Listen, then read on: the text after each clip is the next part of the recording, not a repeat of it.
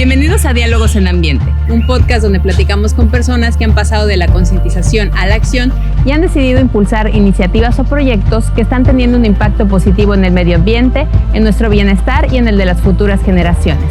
Si quieres saber cómo adoptar hábitos más sostenibles y te gustaría conocer a quienes se han atrevido a impulsar un cambio, quédate con nosotros y déjate inspirar por estas historias.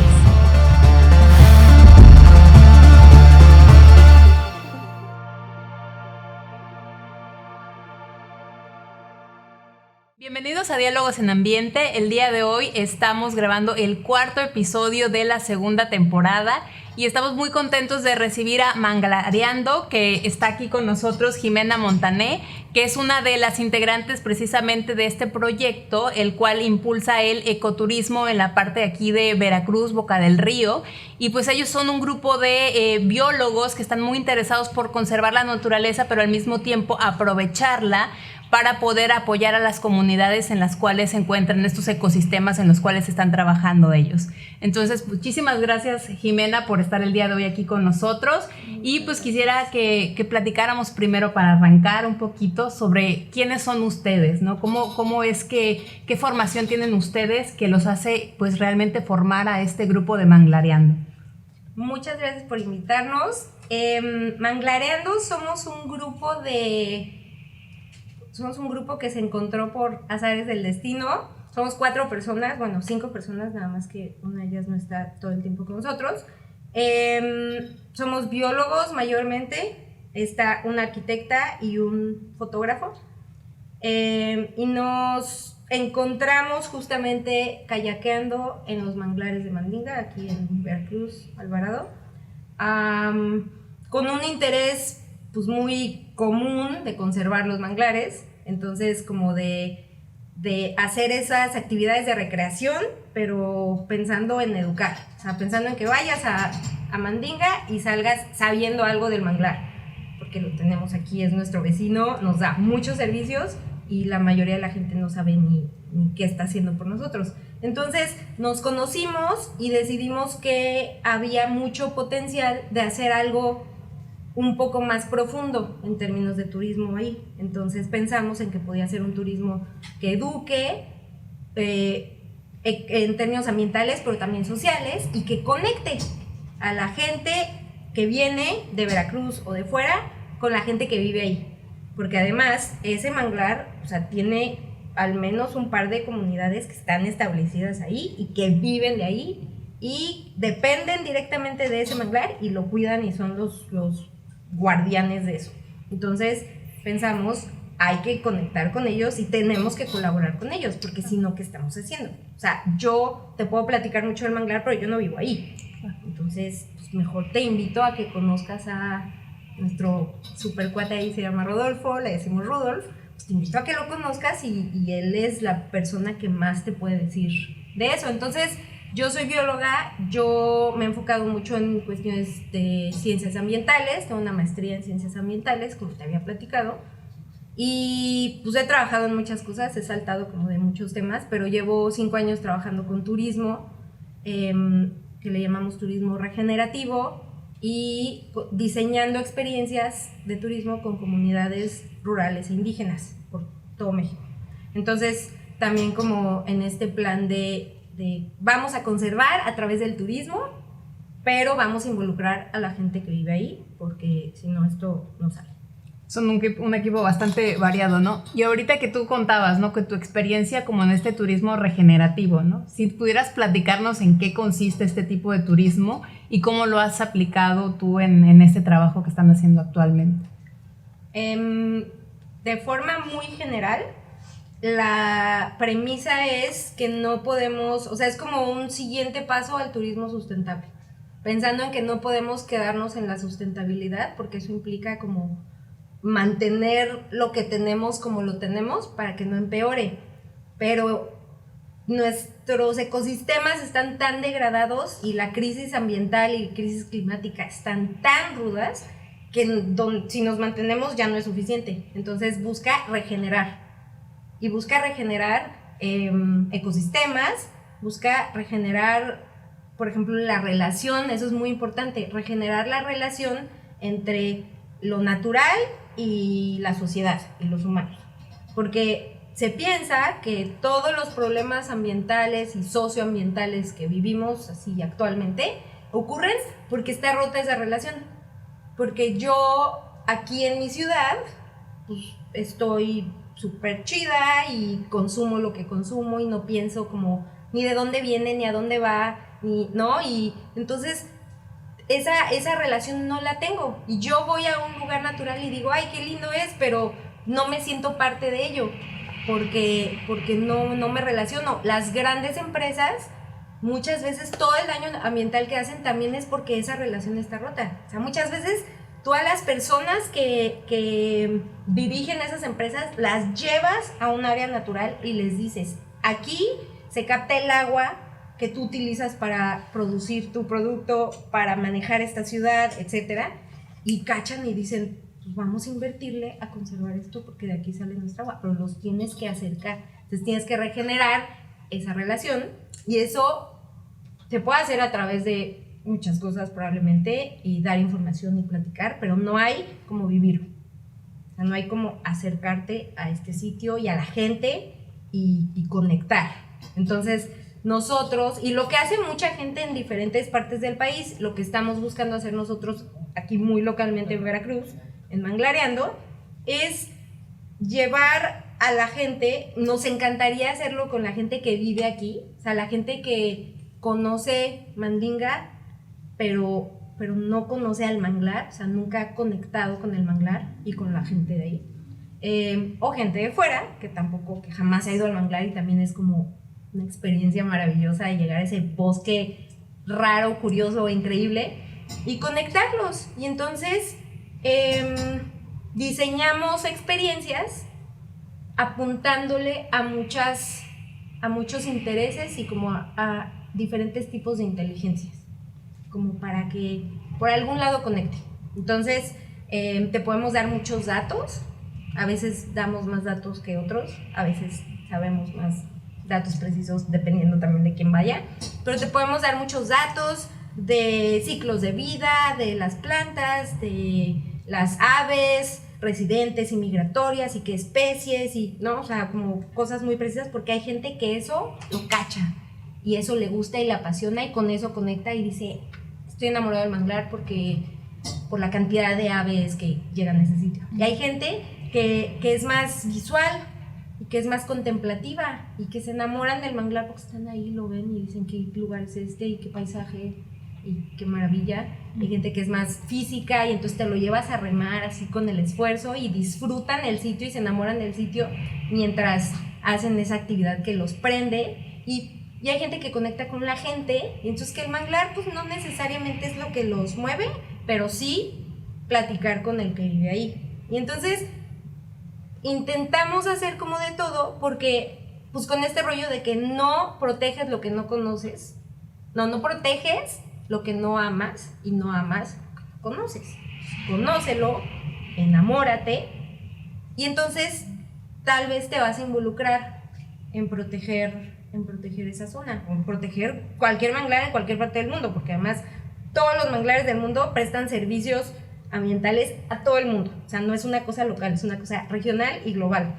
Entonces, tal vez, si conoces todo lo que hace este ecosistema por nosotros y te enamoras y dices, es que esto es una joya y hay que conservarlo, tal vez no permitas que lo dañen, o tal vez no promuevas que lo dañen, entonces pues no permitirás que se desarrollen ciertas cosas en la zona que pueden ser dañinas para ese ecosistema, etc. Entonces te involucras más en lo que pasa con él, pero porque ya lo conoces y sabes qué onda y no nada más fuiste a dar la vuelta y dijiste qué lindo ya, ¿no? Entonces, pues por ahí va lo que queremos hacer. Y por otro lado, pues queremos también involucrar en este caso a Rodolfo, otro chico de otra comunidad que no es Mandinga, que se llama La Laguna, que se llama Alex, que es más lejos, pero a él trabaja en una isla que está ahí cerca y con él, a él también lo vemos y él es son unos tipazos con personalidades muy diferentes, muy buenos en lo que hacen. Rodolfo es más pescador y Alex es más clavado con el cultivo de ostión. que son de ahí esas comunidades, ¿no? Sí. O sea, Mandinga está de un lado de la Laguna Grande de Mandinga y la Laguna, que es la otra comunidad, está del otro lado. O sea, están como unos 10 kilómetros de distancia o algo así, no lo tengo súper claro. Y pues también es como trabajar con ellos y no es que vayamos a salvar nada, porque pues tampoco somos así como es la panacea esto, pero la idea estamos tratando de probar, o tratando de lograr que haya una alternativa económica amigable con la conservación. Su pesca, sobre todo en Mandinga, no es depredadora. Ellos pescan y llevan toda la vida pescando de una manera muy sustentable, ¿no? O sea, pescan por temporada, usan artes de pesca, herramientas de pesca muy amigables, que no son como de extracción así masiva y muy agresiva ni nada, pero hay amenazas externas. Entonces está el turismo, la expansión urbana, la contaminación del agua, que afectan a esos recursos de los que ellos normalmente dependen. O sea, si la calidad del agua cambia, va a haber ciertas especies de animales que ya no van a poder encontrar ahí, o con la calidad o con la frecuencia en la que normalmente lo encuentran.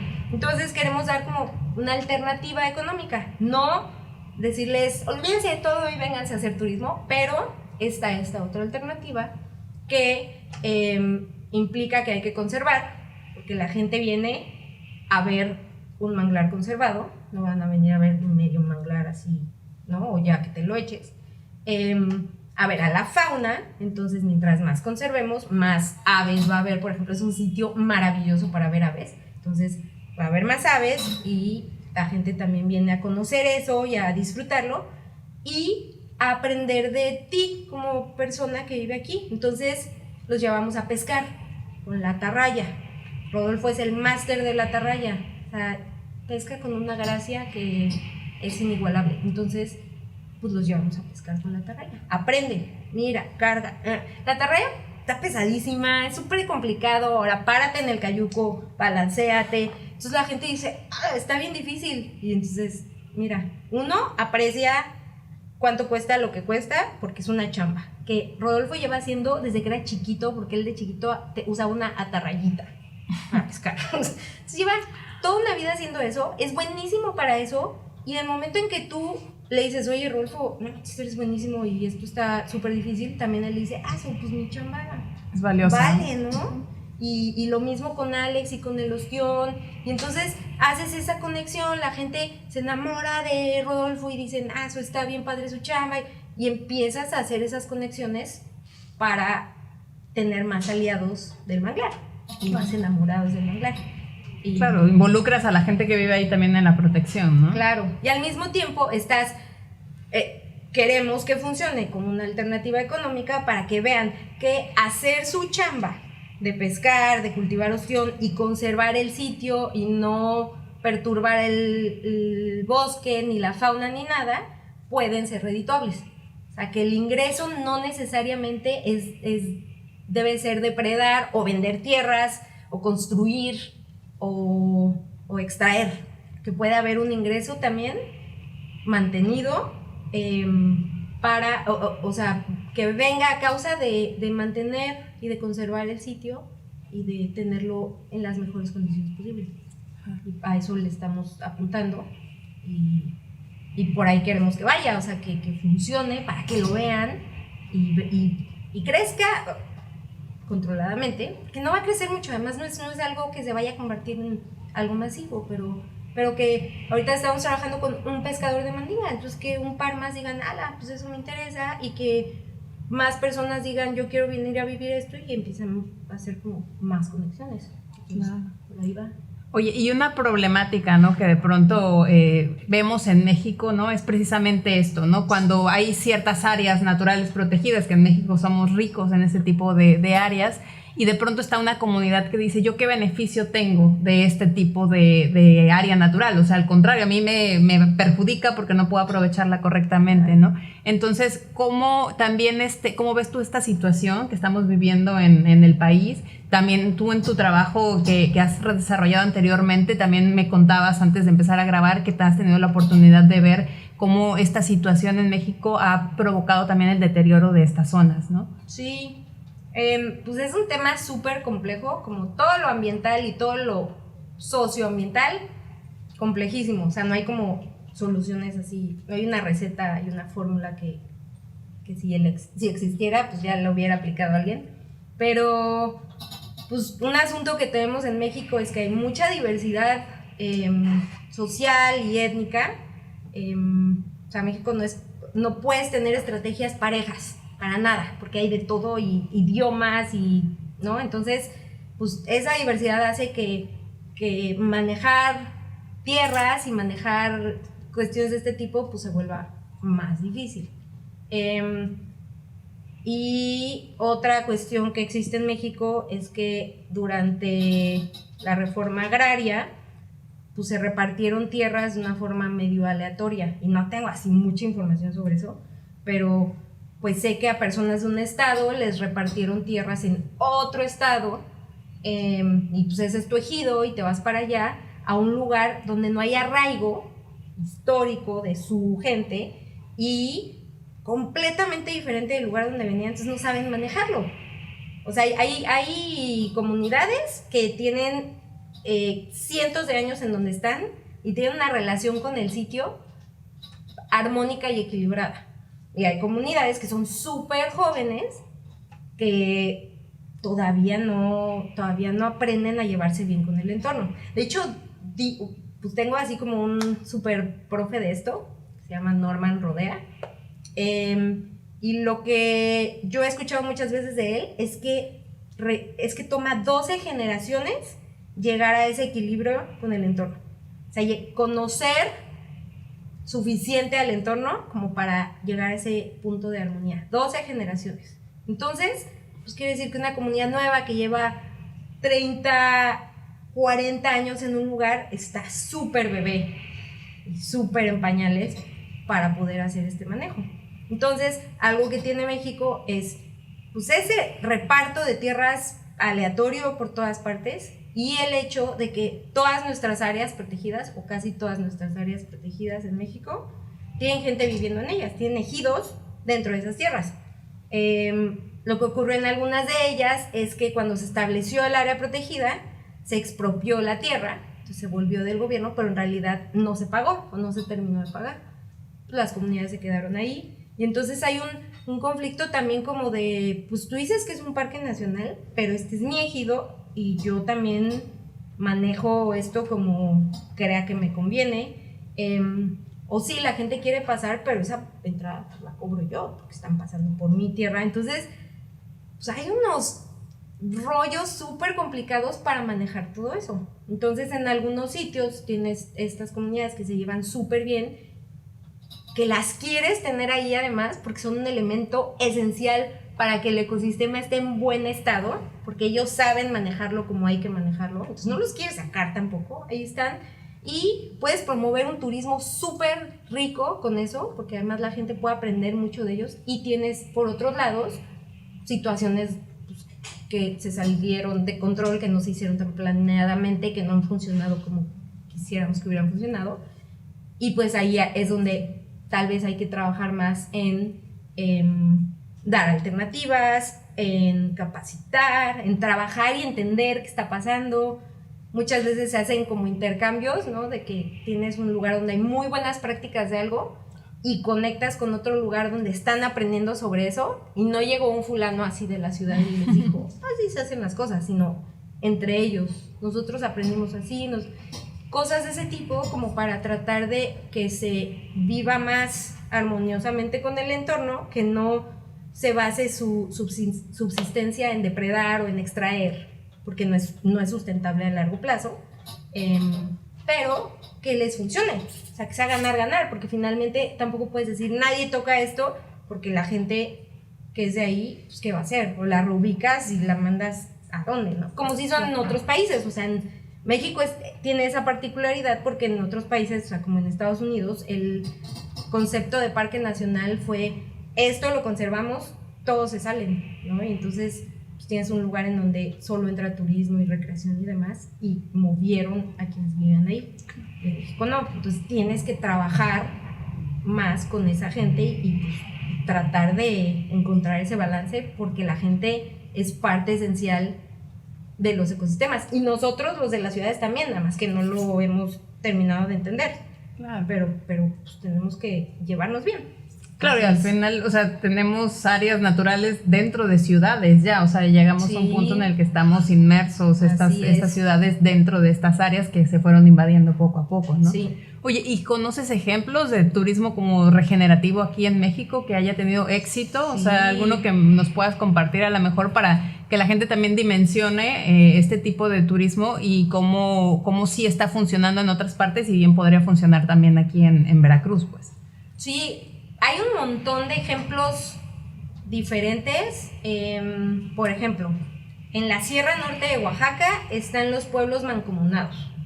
Y es un proyecto increíble porque son varias comunidades que se juntaron y se pusieron de acuerdo bajo un sistema también como de política local de usos y costumbres, o sea, como con acuerdos muy de ahí, muy entre ellos, para promover un turismo pues, de naturaleza por completo y cultural, o sea, cero masivo, cero extractivo, y que ofrecen, y yo nunca he podido ir, me muero de ganas, está así al inicio de mi lista, pero ofrecen experiencias súper padres de bici, de senderismo, de talleres con la gente, de quedarte en la casa de la gente, de un montón de cosas súper interesantes. Tienen unos paisajes maravillosos y viven en un sitio súper privilegiado y lo hacen todas las comunidades en conjunto. Entonces tienen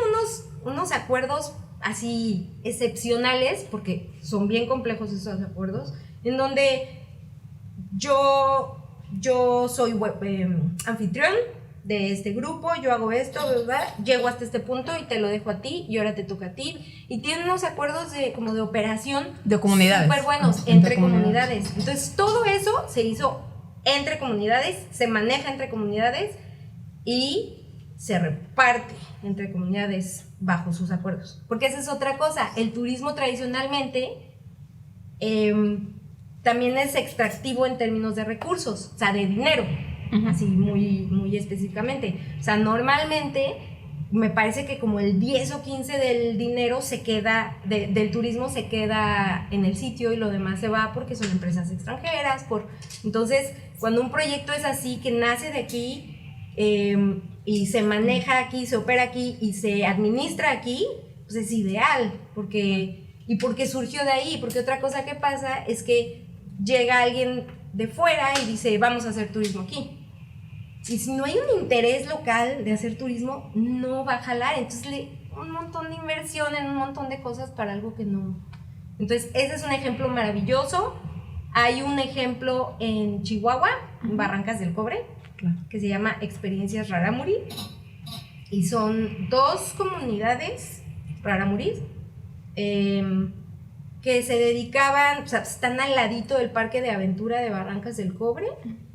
Y se dedicaban a vender artesanías y pues muchas veces a malbaratar, ¿no? Porque pues muchas veces hay mucho regateo y terminan pagando por las cosas que hacen menos de lo que les costaron. Y pues se estaban generando un montón de rollos como de problemillas ahí sociales con ellos, porque entre estar todo el día vendiéndole a visitantes, estaban, por ejemplo, perdiendo su idioma, estaban dejando de hablar rarámuri con sus hijos, o dejando de hacer las cosas que normalmente harían porque estaban dedicando mucho tiempo a eso. No estaban como, o sea, eran como un anexo, como algo extra de, pasa por ahí, tal vez compra algo, pero no eran como la parte central del turismo. Entonces, y pues es una parada del Chepe, ahí está el parque de aventura, pues que tiene me parece que un teleférico y una tirolesa les pasan por encima. Y tienen un rollo también de agua, porque solo tienen agua, me parece que 4 meses al año, solo tienen lluvia, entonces también pues, 7 meses están como medio a expensas de si hubo suficiente cosecha, y con cambio climático, que esas cosas cada vez son más irregulares, pues también había mucha incertidumbre también alimenticia.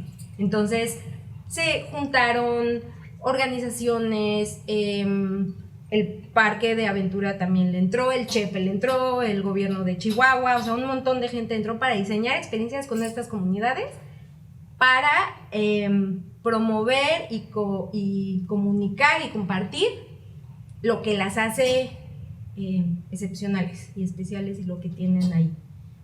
Pues, los rarámuris son famosos por correr, o sea, rarámuri significa pies ligeros y son famosos porque toda la vida su WhatsApp ha sido un compadre que cruza la barranca y comunica y regresa y dice sí, ¿no? O sea, claro. O porque cazan corriendo, ¿no? Cazan venados hasta que los cansan. Claro. Entonces, o sus actividades también de como recreativas y de grupo son corriendo. Entonces, pues compartir eso, o sea, viene la gente y te comparten un poco de eso, te comparten cultura, de ¿no? su cocina, de cómo hacen sus artesanías. Entonces, el valor de todo eso, el valor percibido por la gente cuando tú haces la artesanía, se va a otro nivel. Ya no pago 30 pesos por la canastita porque me costó tanto hacerla que ya sé que la canastita debería tener un precio mucho más alto. Claro, valoras el trabajo. Entonces, es relativamente nuevo ese proyecto, esas experiencias, pero están increíbles y más auténtico no se puede. Y eso está ahí en Barrancas del Cobre. Y hay muchos ejemplos así, no sé si quieras otro, porque hablo mucho, pero sí, no puedo aventar otro. Pero digo, o sea, esos son como para que la gente le sirva sí, claro. realmente o sea, de que sí es un tipo de turismo que puede funcionar perfectamente, sí, ¿no? Sí. Oye, y de pronto, o sea, no sé si una también de los cuestionamientos podría ser en algún momento qué tan sustentable es este tipo de turismo, porque pensaríamos, no está el área natural y va a llegar más gente y entonces al final, ¿cómo hago yo que esa gente no termine creando un impacto mayor en esa área, ¿no? Entonces también ustedes cómo cuidan esta parte del impacto que tiene en el ambiente el hecho de que ciertas personas se estén desplazando en el área, pues. También ese es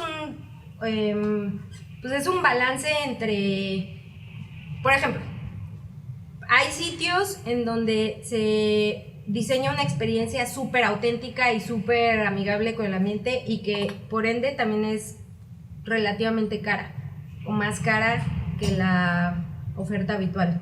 Y eso implica que al ser más cara pues no va a llegar tanta gente como normalmente podría llegar, por un lado. Pero pues también eso es medio exclusivo y dicen, ¿por qué alguien que no puede pagar tanto no? Entonces también se tienen que diseñar experiencias como para todo el mundo.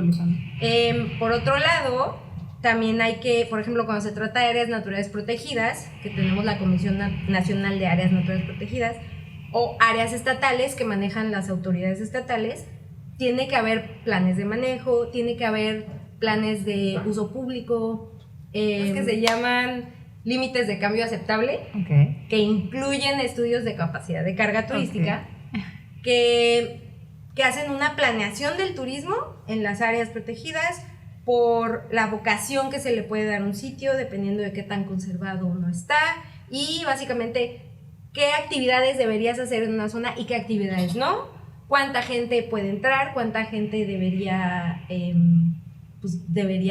poder tomar este lugar, y entonces tienes que hacer también toda esa planeación para que no se salga de control. Y, por ejemplo, regular quién sí puede operar turismo y quién no, qué tipo de turismo. Pues llegas, pones un hotelote, se va a salir de control.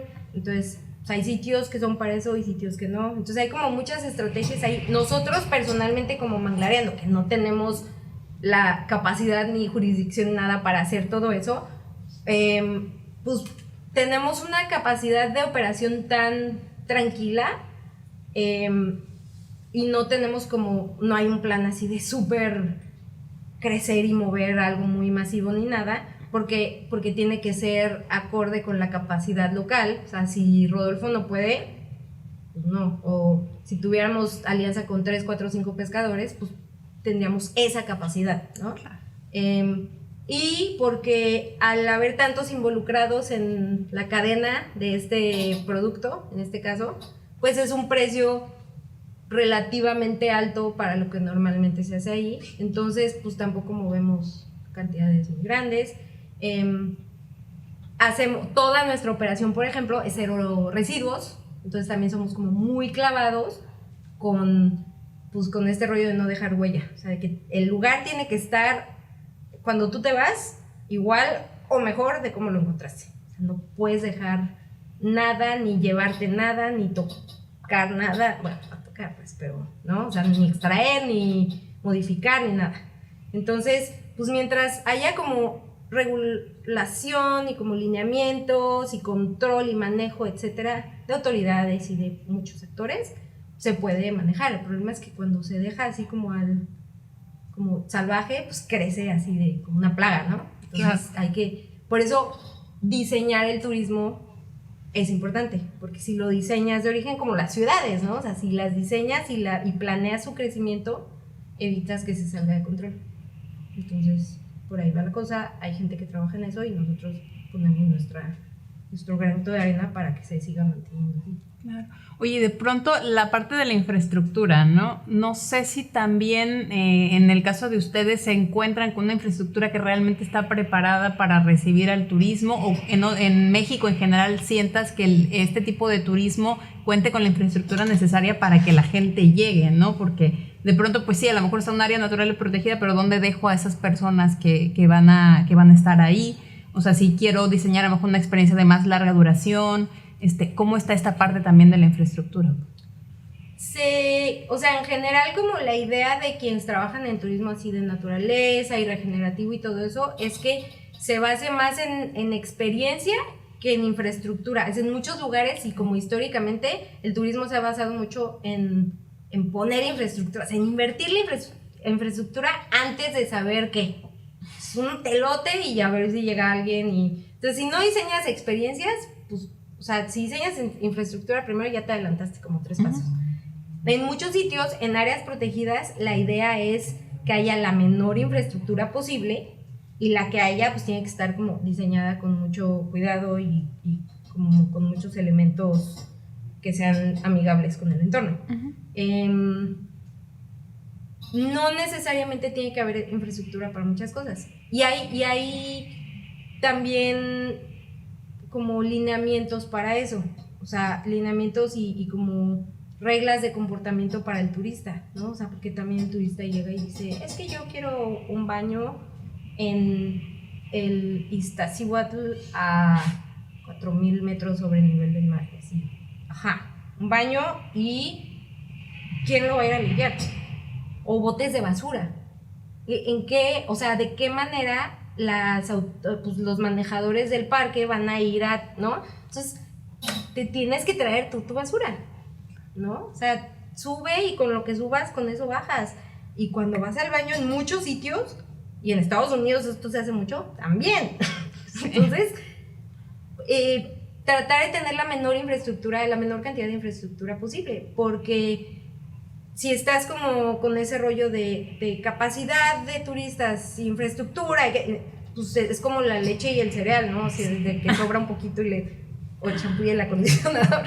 Entonces, pues es como intentar no enfocarse tanto en infraestructura, enfocarse más en experiencias, involucrar, por ejemplo, en algunos sitios hacen este rollo de homestay, entonces para que si la gente local quiere, porque también a veces dicen, yo no voy a dejar entrar a nadie a mi casa pero a veces puedes hacer eso, o si estás en un parque nacional, pues también puedes como promover ciertas cosas con las comunidades o los pueblos o ciudades que están alrededor, como para que tengan la capacidad de hospedaje, etcétera. O sea, hay como, pues sí hay alianzas y cierta planeación que se puede hacer, pero siempre buscando que dentro de los sitios naturales, pues la cantidad de infraestructura que instales sea como muy, muy poca. O sea, senderos, mantenimiento de senderos. Si no mantienes senderos, o sea, mientras más se deteriora el sendero, pues por ejemplo se empieza a ampliar, entonces empiezas a tener un impacto mayor, entonces tienes que darles mantenimiento para que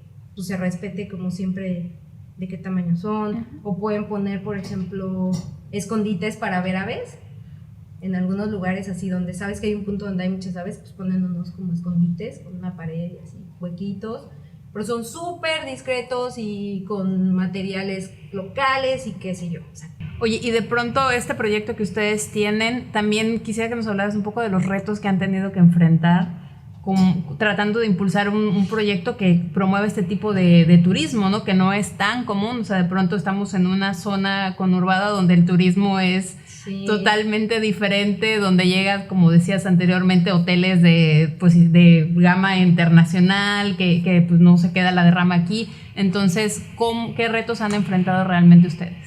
De entrada, sabiendo que no estamos en un lugar donde se acostumbre esto, en ese sentido vimos una oportunidad porque dijimos, hay gente aquí que quiere hacer algo así y no lo tiene. Entonces, pero por otro lado también, como no es la costumbre, pues cuesta trabajo echarlo a andar. Nosotros nos aventamos antes de como lanzar y decir, ya vamos a empezar, aunque no así, no vendimos enseguida, sino nos aventamos como 6-7 meses de diseño. Entonces, de ir a explorar, porque también abrimos otras rutas, entonces de ir a explorar rutas y ver si son seguras y ver qué hay, ver si son atractivas o tal vez no tanto, de encontrar a nuestros aliados ahí localmente, ¿no? O sea, estuvimos platicando con algunas personas y no les interesaba, y está bien, y no les interesaba, y de repente nos conectamos con la Cooperativa de Pescadores Unidos de Mandinga y el presidente dijo, suena padrísimo, yo no puedo, lo voy a proponer. Y uno de ellos, Rodolfo, dijo, yo le entro a ver qué pasa. Pero todo ese proceso fue de ir y platicar, ir y ver con quién, y no, y hubo gente que dijo que le entraba y a la mera hora dijo, pues no es para mí, que también es súper válido. Entonces, un reto fue, queremos trabajar con la gente de ahí, va a tomar tiempo, ¿no? Eso no ocurre de la noche a la mañana y tenemos que establecer también una relación de que vean que estoy presente y que estamos en contacto y si hay chamba, pues qué chido, y si no ha habido chamba, oye, aquí seguimos, ¿no? O sea, como ese reto es como trabajo adicional tener esa presencia, esa relación. El reto de encontrar a nuestro mercado y que nuestro mercado nos encuentre, porque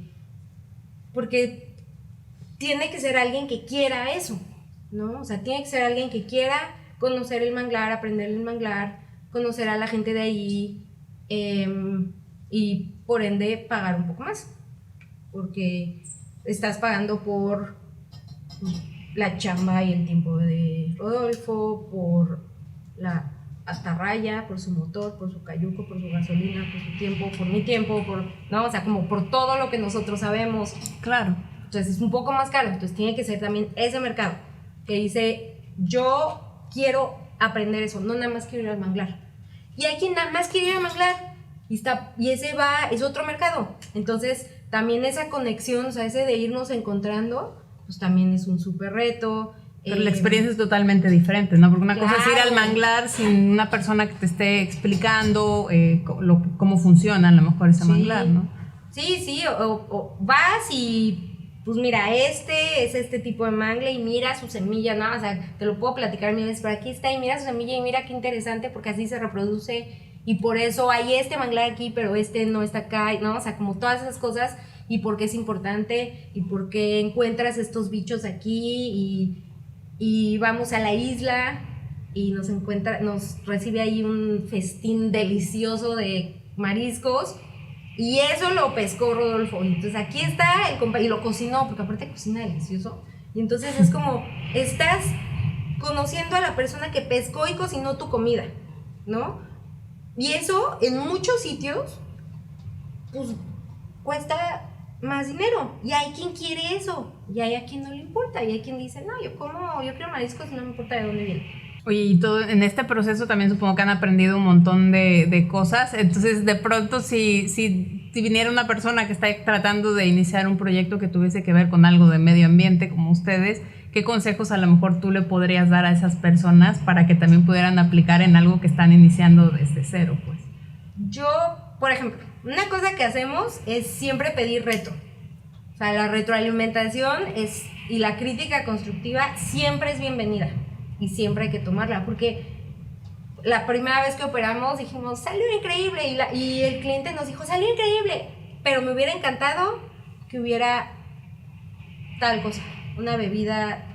Y dijimos, tan fácil que podría ser eso, no lo habíamos pensado, gracias, ¿no? O sea, cada vez nos dan una recomendación diferente y es súper valiosa. Entonces siempre tomar eso en cuenta e implementarlo, sobre todo si es implementable. Muchas veces es algo súper fácil. Entonces eso, si estás por empezar algo, conoce el lugar, conoce a la gente, explora si hay interés, no es a fuerzas, no puede ser a fuerzas, y aprende, capacítate, entrénate.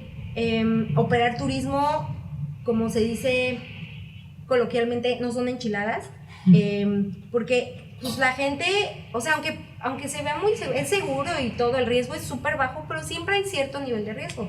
Entonces hay que enfocarse mucho en seguridad. O sea, nosotros somos súper clavados con que la gente se proteja del sol, que todos traigan chalecos salvavidas, que siempre haya agua, porque hay un riesgo ahí siempre pequeño de deshidratación, o de quemadura, o de que te caigas y alguien paniquee porque no sabe nadar aunque no está hondo, ¿no? O sea, siempre está ahí, y son cosas tan simples de resolver, pues que también hay que enfocarte en eso, y lleva un botiquín porque siempre puede pasar algo, y finalmente la gente te está dando su confianza y te está como entregando su seguridad y su experiencia. Entonces pues tienes que pensar mucho, y para eso hay que aprender, para eso hay que capacitarse en cómo comunicas, porque si quieres que sea educativo, tienes que saber qué comunicar y cómo comunicarlo.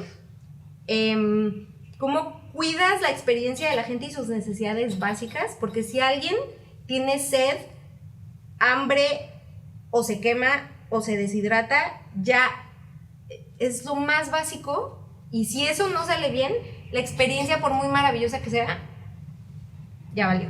Entonces, pues, y eso viene también de la capacitación, o sea, de estar como siempre presente, ese rollo de cuidar a la gente, de seguridad. Sí quiero que aprendas, sí quiero, pero tienes que estar bien. Entonces, pues mucha capacitación, mucho entrenamiento, mucha disposición a aprender y a regarla y aprender del error.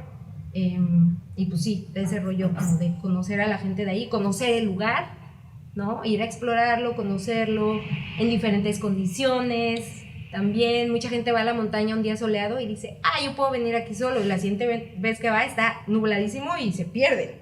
Entonces también estar como cómodo con el sitio, pues también para asegurar, cuidar el lugar y cuidar a la gente que va contigo.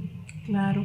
Oye, pues ya para cerrar, cuéntanos, pues también de qué forma los pueden contactar la gente, cuáles son las redes sociales de Manglareando, para que también, si alguien está interesado en este tipo de experiencias que ustedes ofrecen, pues pueda acercarse a ustedes. Súper, sí. Nuestra página es manglareando.com, y ahí viene toda la información de nuestras experiencias, de nuestro equipo, etcétera. Nuestras redes sociales, Manglareando.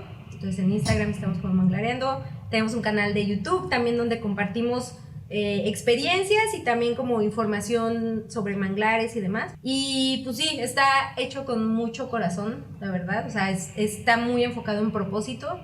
Le tenemos mucho cariño, y lo que más nos gustaría pues es compartir este lugar tan maravilloso que tenemos aquí de patio trasero con la mayor cantidad de gente.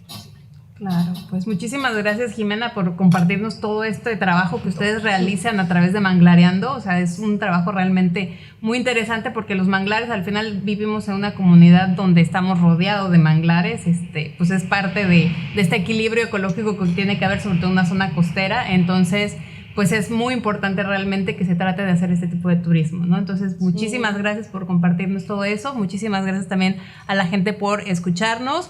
Espero que les haya gustado este capítulo, que hayan podido conocer un poquito más de este tipo de turismo, que es mucho más amigable con el medio ambiente. Y pues también denle like a este video, puedan compartirlo con otras personas que puedan ser de su interés este tipo de información. Muchísimas gracias y nos vemos en el próximo episodio.